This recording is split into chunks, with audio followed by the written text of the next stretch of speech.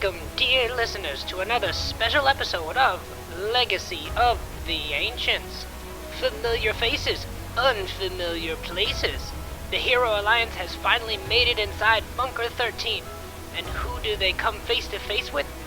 None other than Harlan Yates, the very man responsible for destroying 98% of all life on the planet.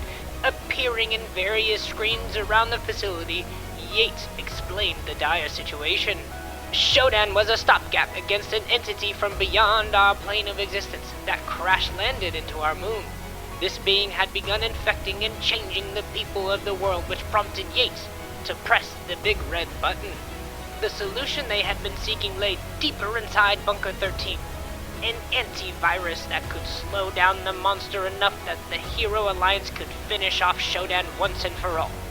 But what they found was a hive mind of people all joined as a singular being. They had to finish a ritual of sorts that sent the 4 remaining consciousnesses to the primary fixture. The Hero Alliance took the antivirus and set the direction for Shodan. But first, the pit stop in New Vegas. And that is where we join our heroes.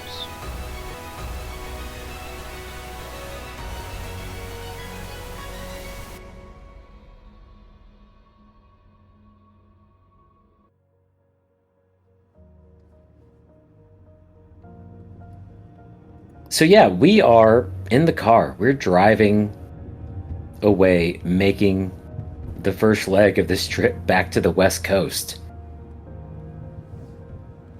What are we thinking? What are we doing? What are we talking about? What kind of jams are we playing?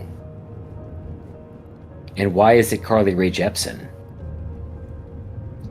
That is my jam. It's fair. I think Otis is probably just asking a lot of questions. So how can we keep the satellites up? How can we, make them land where there aren't people? Like, he's in problem-solving mode, 100%. I don't have any answers for any of these because I'm dumb, but I need y'all to have answers. I look at the new smart guy. Now that Otis is no longer the smartest one in the party. Yeah, he looks up at you and you see he's been reading his 1001 road trip questions, and he looks up at you ignoring your question, or not ignoring it, but I think not hearing it. And it says, he says, "What's your favorite home cooked meal?" And he sort of looks at you and catches you staring at him and is like, "Oh, I'm sorry. There was a question before my question. What was it, Otis? You were asking about what was it?" Yes, chicken fried steak. So if there was a satellite crashing down, how would you redirect it to water? Just a fun little question for you. Oh, it's a good question. I mean, there are a number of spells that you can use to move things, though I would imagine it's probably falling with such speed, it would prove very difficult. And he looks through his book. It's got to be in there. That's big. I do have a shield spell. That should be good for me. Do you know deflect falling satellite? No, I mean, I do have, I can throw up an arcane shield or a globe around some of us, but nothing big enough for a town or that many people. I don't know of any way to redirect it, but you might be onto something, Otis. Maybe there are other spellcasters who are skilled enough to do that. Have you ever met Tempe? Have you heard of the name? Well, I mean, Tempe's pretty world famous, he's... I think he's a big name, right? He's the Tempe. Yeah. He's a good friend of ours. It's pretty crazy, honestly. I don't think we really acknowledge it enough, but we're weirdly close with him, and I don't know how. It's pretty amazing. He is very formidable. Maybe he would have an idea of, throwing up an arcane ward or something. But even Tempe is only one person. We would need multiple if we were to do that. We also had this one friend who really liked killing people who DoorDashed pizza, but he I think is still at the Wizard College. I wonder if the Wizard College knows anything. Really, I don't know why I brought up our friend that likes killing people, but it's just he's there, so we could call him. Would you? I mean, speaking of friends that are out there, I mean, as we're traveling, I mean, we're headed towards what I assume would be a pretty important battle, whatever you would like to call it. If there's anyone else you all would like to reach out to, we can send a sending spell over to them just to let them know and to sort of update them as to what we're doing. Oh. We've got a list. There was a devil that seemed very powerful that I think if, he could do something for us. So that's a big one, but Conru was kind of our point of contact. So I don't know how he feels, but he might know about the monolith. We could learn from him. Well, how do you guys think that the old gods fit into all this? Do you think they're fully dead? Do you think they're just like in stasis? Oh. Well, I meant the gods that we rescued. Yeah, I know. Like, were they like fully sucked up and killed by Shodan, or are they just like, if we kill Shodan, will they be sentient again? I don't know. It sounded like they were always supposed to be somewhat temporary, right? They were sort of not meant to be the end solution. And so from what I gathered from our discussion with Yates and the antivirus, this is sort of the end of the road for them. That's part of this too. There'll be no more. Well, I guess that's for the best. They weren't all bad, No. There's a lot of good. Kind of arrogant. Izanagi was sort of a dick to me. I really liked him. Yeah, I feel like he gave you a lot of trauma. Reginald, would you like me to perhaps send a message to your wife? Anyone in New Vegas from Lucia that you need to check in with before we head out?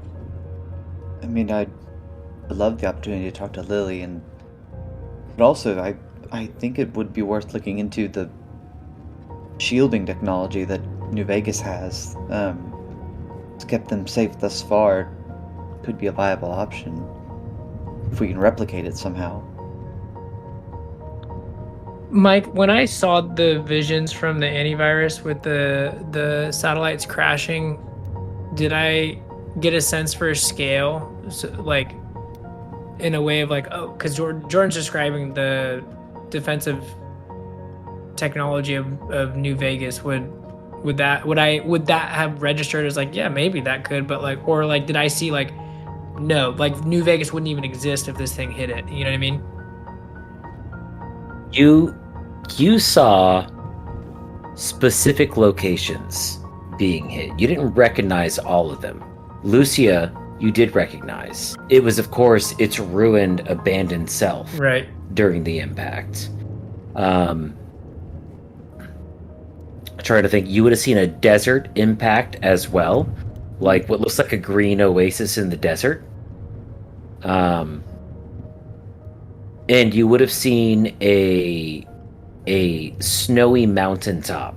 Okay. Being impacted, surrounded by lush green forests that you might recognize as the Elven lands to the north. You saw a few other locations, though, that you did not recognize. Okay. I would relay that to the group. And then I think Cerebrin would sort of expound on it and go, enough of these locations seemed out of the way that replicating what a whole city is doing for defense, I'm not even sure there's enough time. I mean, there's not really a good solution if we protect the areas of the people we care about, and that means the new gods would be made of the evil people that we don't care about, right? Like if they destroy them and then the gods are made from that, so that's not good. But if we don't protect them, then a lot of people that we care about will die. It also seems like these places were part of the pattern, right? It seemed like this is part of the strategy. They're not just falling randomly. To your point, Otis, it seems like they're predetermined locations for a specific reason. I think you might be onto something. Should we alter that in any way? We might then alter what God would emerge after the fact. Could we make the satellites crash into the moon? Otis has no actual concept of like how far away the moon is, so he's just like, just crash onto the moon instead of the Earth. I mean, that seems like that's the, that might work. I'm not sure. I do think this. It does seem like a bit of a foregone conclusion, but we can at least try to prepare ourselves. I just have to think that we have to find a solution that's not what Yates found. Because Yates is still making a wall. Can we destroy what's beyond the wall? There has to be something greater than the monolith that we can use, or I don't know. Otis sits in silence driving, really trying to think for like a solid few hours. He has an 11 intelligence. He's not, maybe 12. He's not thinking quick. He's just really, really mulling it over. I mean, you drive, and this isn't just like a single day of driving. This is several days of driving straight. As you discuss this, here and there, you drive.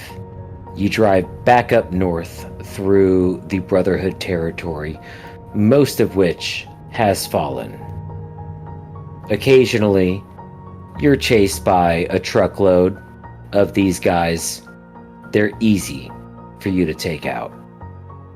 You drive through Memphis, West Arkansas, take a rest at the edge of the Glass Desert. You talk more, maybe. In the morning, though, you keep driving. Find yourself in a time fall and take refuge under a 4-story lily pad that's growing up out of the ground. Maybe come across some mutant raiders. Maybe another fucked up dragon. But in one long montage, you drive across the Glass Desert, through Morngrim, and start making your way back to Vegas. It looms now in the distance, the still standing towers. The lights standing in stark contrast to the permanently dark skies that Shodan has created. The only lights above, the red veins of the corrupted life stream. And of course, the remnants of Conray that shine like the North Star no matter where you are. I mean, we haven't told Ricky or any of the children yet, have we? Oh, the chocolate kids.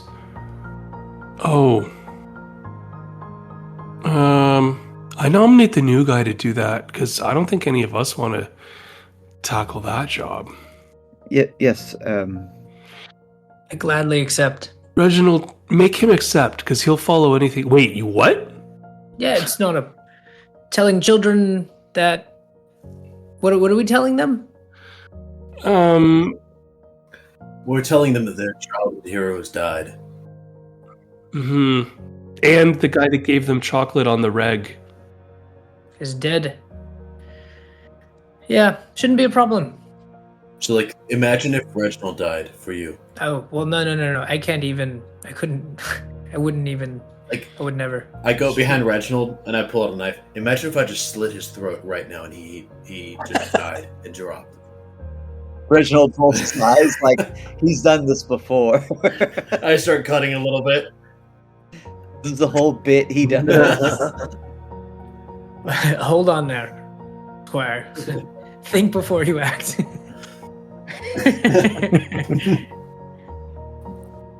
I don't see the humor in threatening your knight, Otis, but your point stands. He was important to the children, so I'll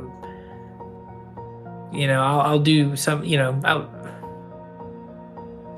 I'll pat them on the back, it'll be okay, that sort of thing, and then move on. Do you all have, is there something like a note, or is there something you want me to give them from you? Is there anything you care to say to them? You can tell them that he might come back. Okay. Out of character, I'm laughing. In character, Otis probably has this faint hope of saving Connery before the live stream eats him. So he's slightly serious. It's funny because, Cerebrin, being asked that question, I realized I've never talked to those kids. I don't think I've interacted with them ever. The closest I came was getting a piece of chocolate after Connery had already given it to them. I'm not even sure the children are not just a figment of Connery's imagination. You ever notice how you never saw the kids and Connery in the same room at the same time? I don't think any of us have. I think we all normally stand back and just watch. If that does sort of track. And so where would I find? Am I supposed? I'll figure it out when we get to New Vegas. I'll look around for, I guess, little children and just sort of run up to him. Connery died. Yeah. Walk up to any child. And just grab them. They blend in. Sometimes they walk with adults. Sometimes they look like they have parents. Like they might be standing right next to people that look like their parents, and it's not. I promise you. I rolled a 17 on that, just so you know. Part of the act. I get it. It makes a lot of sense. You want me to insight check it? Okay. I'll insight check it. Good job. I rolled a 9. So Cerebrin would look at you and say, yes, parents would be the perfect for a child chocolate seller. Are they orphans? Should I assume the parents are maybe two children stacked on top of each other in a trench coat? Is it what is the Yes, I think you could take the child away from the parents and have this conversation of take them away telling from them the parents? Connery died, and that'd be completely appropriate. That should be easy enough. He will write all of this down in his attempt to tell the children that Connery died. It's scary how much you think like him. Are you gonna go find the children? I think he would. I do think he sees himself as the new guy, and would take on this task of telling them. And so he would sort of take as much time as he could to make flyers, about Connery dying, and just being like, "Here you go."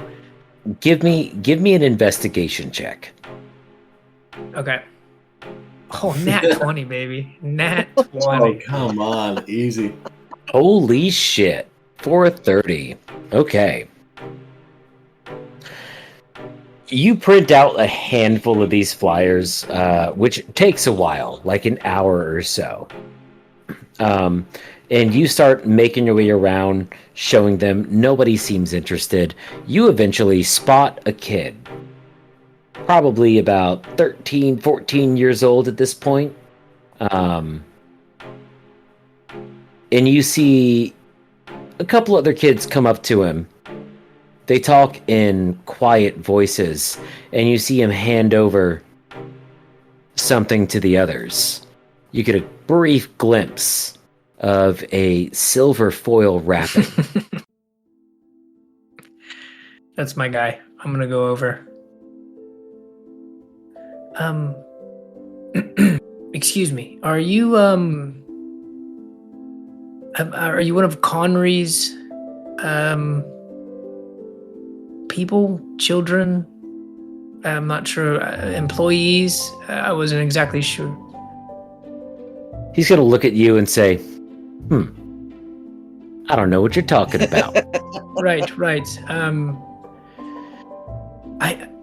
I'm with the Hero Alliance, and they've asked me to sort of, if you were to know what I was talking about, or if you knew someone who did know what I was talking about, and then I'll hand them one of the papers with Connery passing, and say, they felt it important to get this information in the right hands.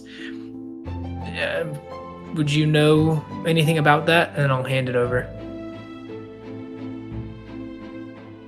He'll look at it. His brows will furrow. And he'll say, I don't know who you are, mister.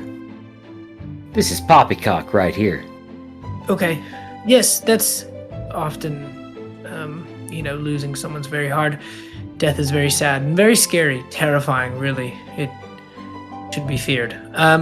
But I am with, again, Bolt and Otis and Sir Reginald.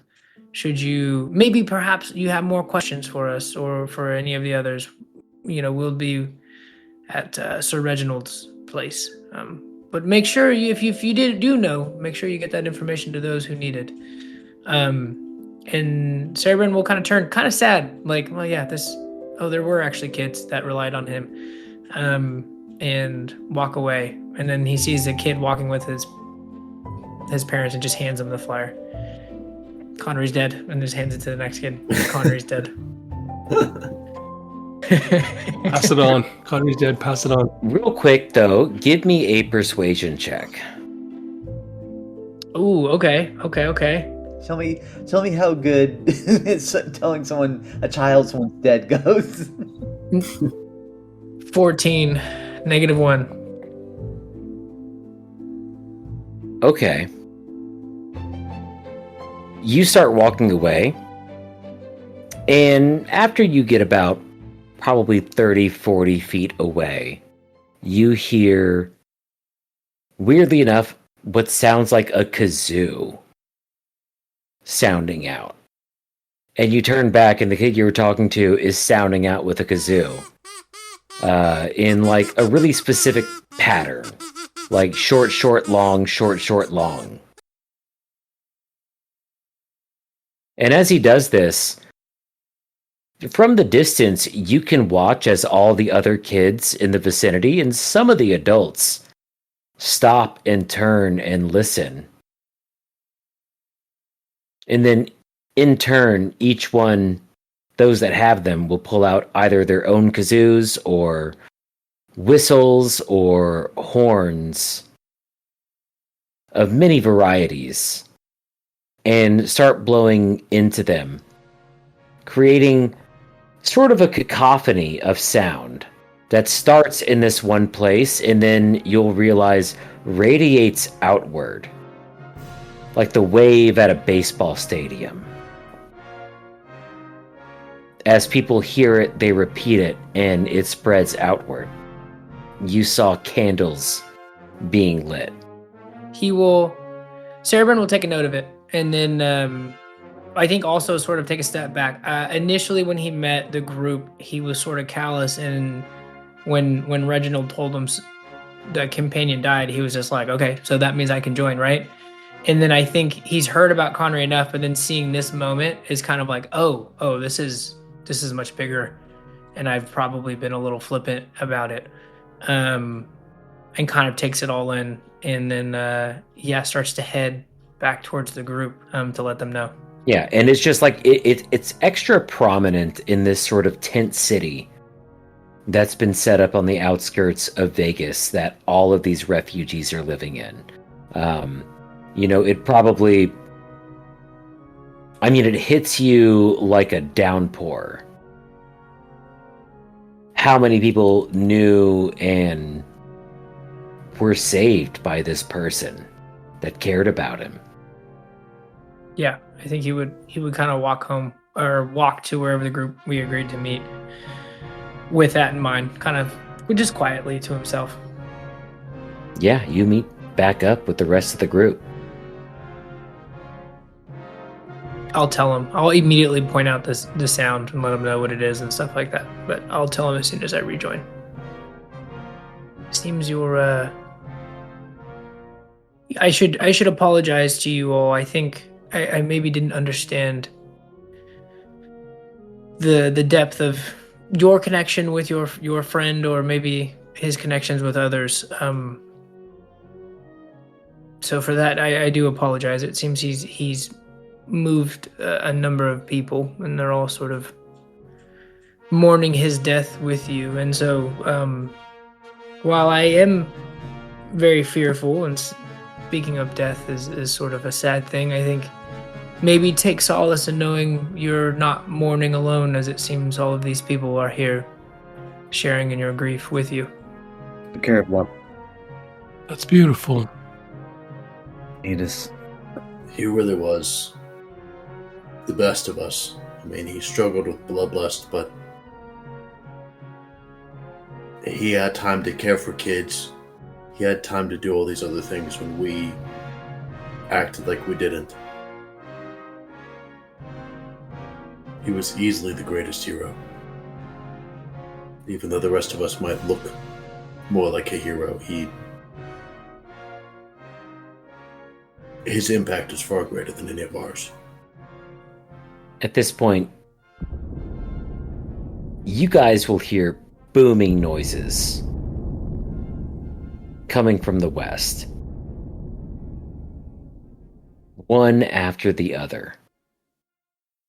I guess, can we see, like, does the wall or the shield look like it's getting attacked? We might not be able to see that far out, but Give me perception checks. jeez. Right. Bolt and Reginald. You guys look to the west and you see explosions going off in the sky. Small ones and multicolored. Before the actual barrier itself. But on the outskirts of this tent city. We think it's satellites falling from the sky, or do we another airship invasion, or can we even It tell? doesn't look like either of those things. It's coming from inside the shield? Inside the shield, yes. This looks like fireworks. Oh, okay. Sorry, I misunderstood. I guess we'll run. Yeah, maybe run to it. Don't want to speak for everyone. Otis will run to it.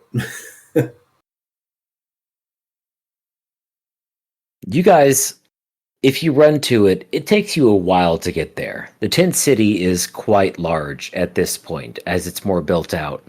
A solid 30 minutes. When you arrive, you'll find yourself at the sort of forward encampment of the Loudmouth Brigade. They are probably about 26 strong now,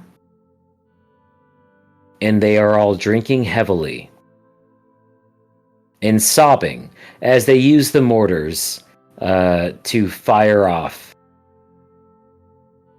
non-lethal rounds. We're not the only ones who are going to. Yeah, we'll join. Should we stop them, or is there? What should we do in this sort of situation? Reginald will take a flask and pop it open and goes, "We join them. Come on." This is another group of men that were shaped by Conry. They were a bunch of little whiny bitches before Conry met them, and then they became this. I'll go with Reginald and Otis and Bolt if they go too, but I'll go with Reginald to sit with the Loudmouth Brigade. They're in the middle of drinking together, sharing stories. There are members that the rest of the party wouldn't even recognize because they've managed to recruit more people since you left. So you sit next to some of the OG members, as well as some of the new members, including a very buff dwarf that they call Dick Punch. DP. Go ahead, Otis. Ask him how he got his name. Mr. Dick Punch, can you show us how you got your name on our new friend here? Oh, I'd be goddamn delighted. And then he punches Cerebrin in the dick. Yeah, he vomits immediately. He's not a strong man. Otis smiles for the first time and since Connery died. I needed that. I lift Server to his feet, and then Otis directly punched him in the dick. It's a good strategy. What is happening? You hold him up for Otis. What is that Chainsaw Man where he's like, oh, if I'm fighting human, I just go for the dick. I just keep hitting him, and he's like, there's a whole scene. He just keeps hitting me in the nuts. Like, that's fair, dude, honestly. It's the most realistic thing I've ever seen. If you're trying to win, Yeah. you better be trying to win. Yeah. But yeah, you guys join the Loudmouth Brigade, and they mourn very loudly. They get very drunk, very late into the night. There are several fights that all need to be broken up, but end in laughter and sometimes missing teeth. Otis will join every fight. He's not breaking them up. Oh, let's wrestle. Yeah, Reginald is definitely jumping in. For Connery! And I punch someone in the dick. This move is extremely powerful.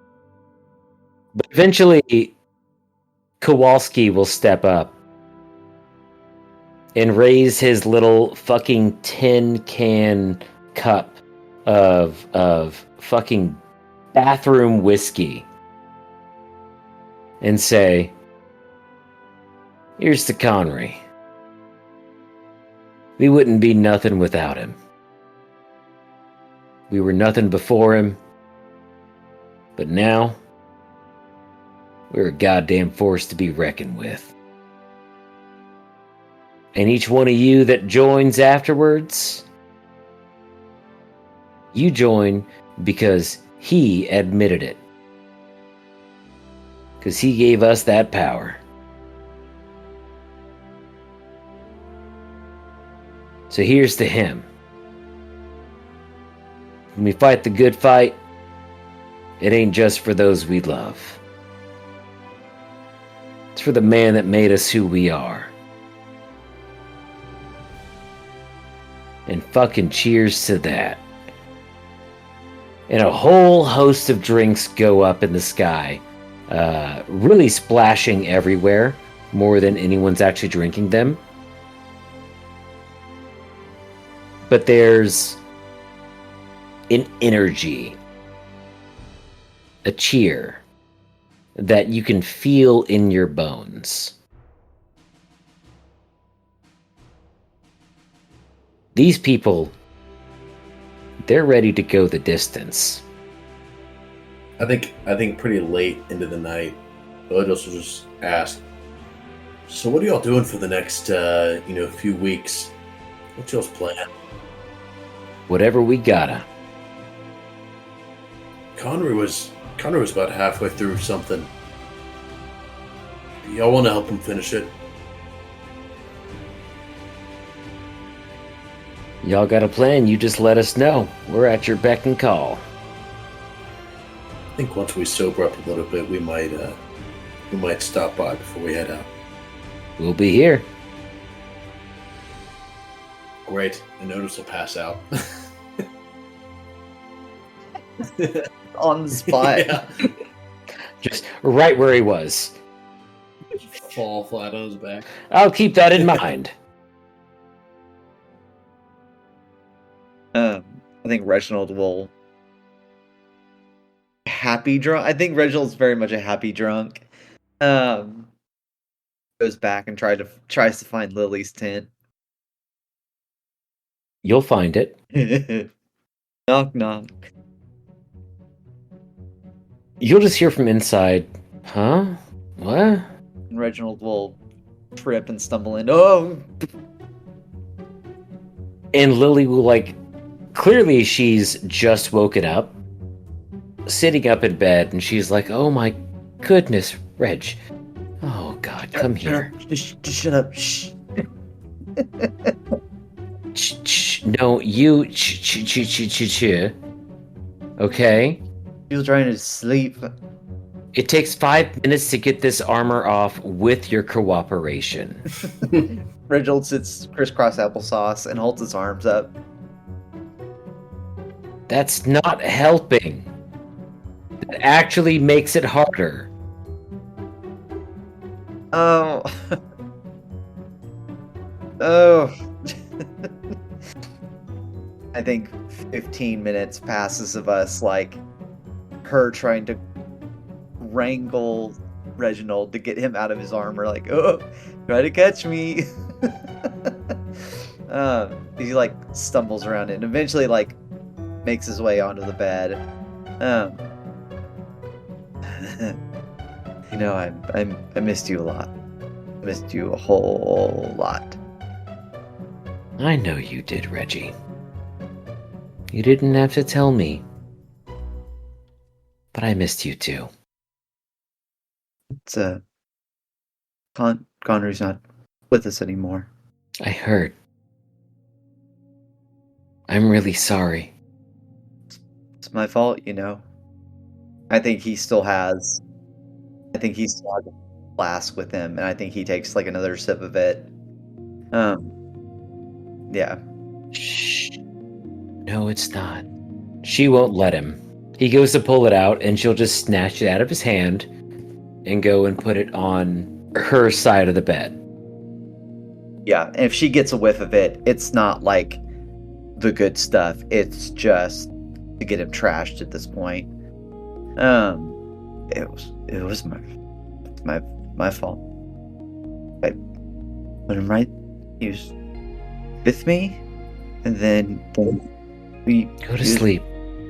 Go to sleep, darling. Oh, it's my fault. It's okay. And she will literally just like stroke the side of your head until you fall asleep drooling on your pillow.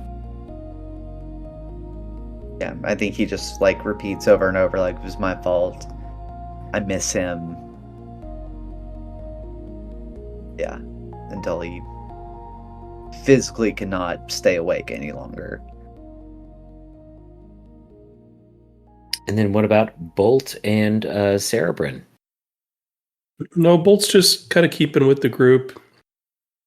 Although I do like the idea of looking for Lily's tent, but I think it's been...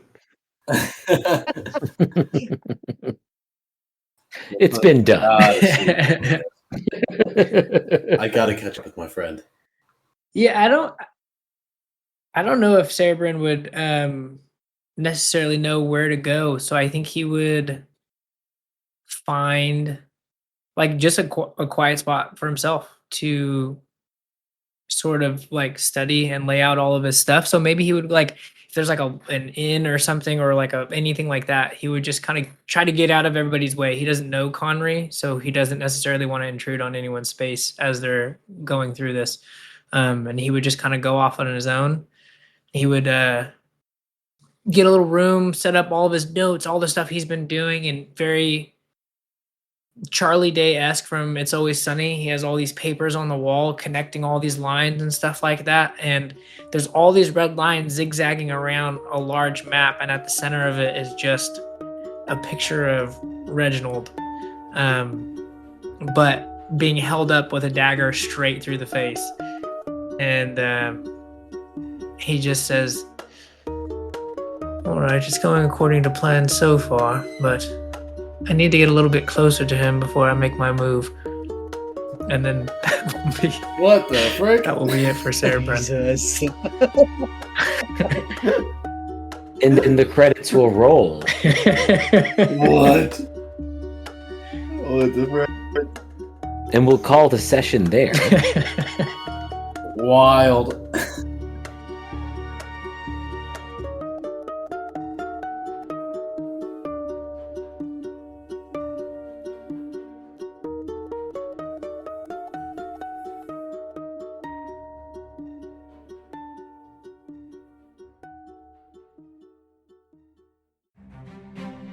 This was Dumpstat, a D&D podcast hosted by our DM, Mike, with players Derek, Jordan, Matt, Todd, and me, Jeff.